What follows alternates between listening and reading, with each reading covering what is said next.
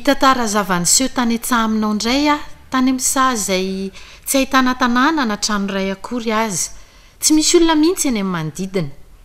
Izany toeran'izany indrindra no nilain'i Jesosy, fa nepita farihy tamina sambo kely izy dia nahakaina tao an-tsaha.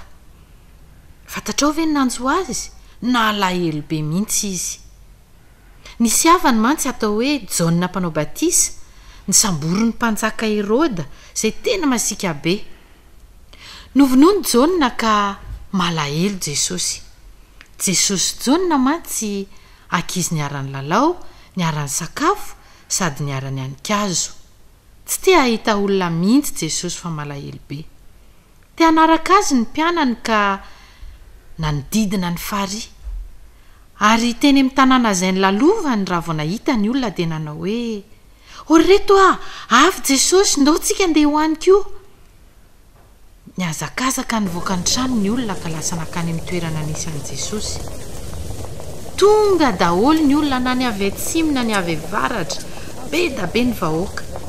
Andositra ve Jesosy io nareo? Hafa mihitsy anie Jesosy e.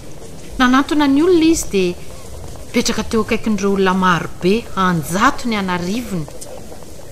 Dia andreny tantara taon'i Jesosy mantsy izy ireo, ary te hositranina ihany koa. Tao ireo nitondra ny dadabe sy bebe fa antitra be, tao ny narary tongotra.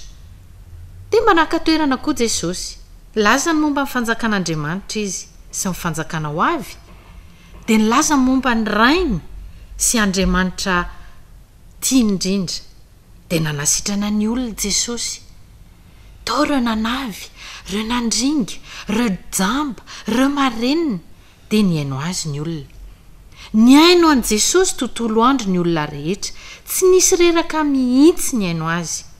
Tampoka teo dia tonga Filipo, "Jesosy efa meriva ny andro ary reto olo reto tsy misy sakafo hohanina ka ahoana no atao?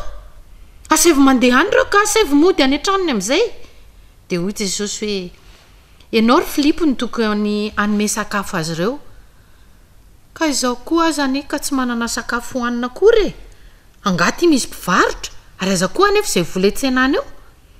Fa misy ankizy lahy kely eo manana mofo 5 sy hazan-drano 2. Heverinao fa azoko anontaniana ve izy?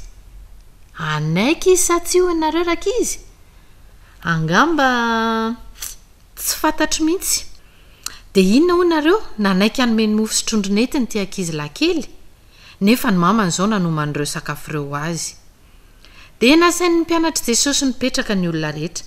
Fanery-be mihitsy ny olona, ary tsy voaisa intsony fa be dia be. Tahaka ny fanaonisaka ny sakafo, niresaka tamin'Andriamanitra ilay iray any an-danitra Jesosy nanao hoe "Misaotra anao ara eo noho ny sakafo omenao anay izao hariva izao." Izany ve nilazan'ity aro kely misy mofo 5 sy hazan-drano kely anankiroa? Tena makitoko tokoa ity Jesosy ity ka. Dia reny ny mpianatra Jesosy lasa nizara izay tao anaty arony. "Tia mofonao madama? Ramose tia ny trondro kely. Ary ianao ry kioto kely mofo sa trondro? Izy roa." Tena anona ianao izany ka.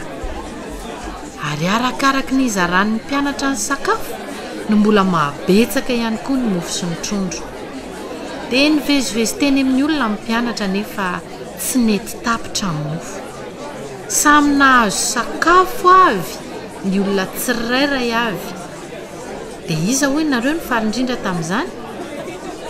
Tsy azonareo an-tsainy le ankizy lahy kely nanome ny sakafony.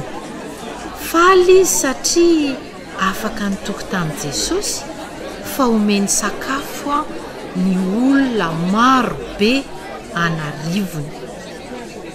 Rehefa lany ny sakafo ka voky ny olona dia nirofo ny mpianatra ny ambiny. Sobika 1, 2, 3, 4, tsy mba 5 ihany fa 12 sobika mihitsy ny amby mofo sy trondro e. Faly sy tolagaga ny olona ka nanapa-kevitra ry zareo fa Jesosy no atao hoe mpanjaka. Jesosy mpanjakanay. Jesosy mpanjakanay. Nefa Jesosy tsy te ho mpanjaka mpanao mofo.